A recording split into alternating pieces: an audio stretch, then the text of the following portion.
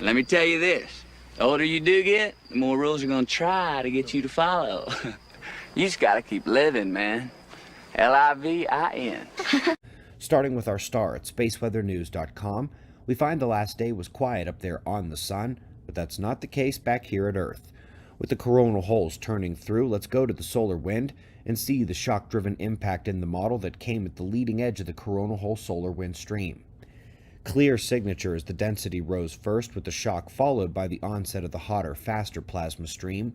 We have been in geomagnetic storm conditions since the speed ramped up following that initial density impact. KP6 is a level 2 storm, level 2 out of 5, and we should be monitoring large-scale systems for glitches, outages, electrical fires, etc. The geoelectric surge was fairly impressive, given the solar wind speed really wasn't so speedy. I wouldn't have quite expected this level of returns on the model, only about 50 times less than what would have caused major grid troubles at the city and perhaps regional scale.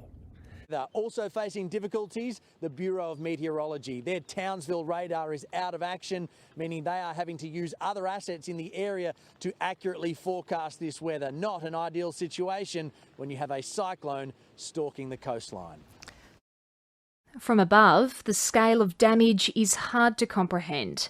Across the far north, banana crops are completely flattened by yesterday's wild winds.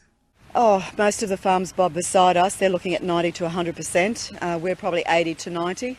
The sharkers are just beginning to trawl through what's left of their crop at South Johnston near Innisfail.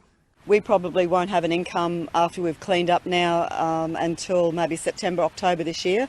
Further north, this 30-year-old Gordonvale shed that survived 5 cyclones couldn't stand up to yesterday's battering. This just came out of the blue.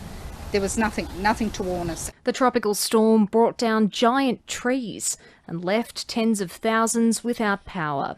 And then I heard an almighty crack and bang come out the back, and the tree was on the house.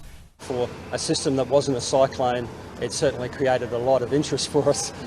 We've had a lot of wind and a lot of rain and a lot of jobs for something that wasn't crossing our coast or wasn't classified as a cyclone. This morning it did develop into a Category 1 cyclone. It's set to intensify into a Category 3.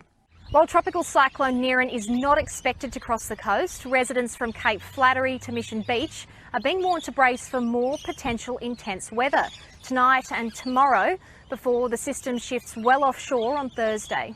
It's important to note with gale force winds that they're often unrelenting, and that's why we see so much damage to power lines, structures and trees. The Weather Bureau is trying to reassure residents that despite the Townsville radar being down, the outage won't impact on warnings.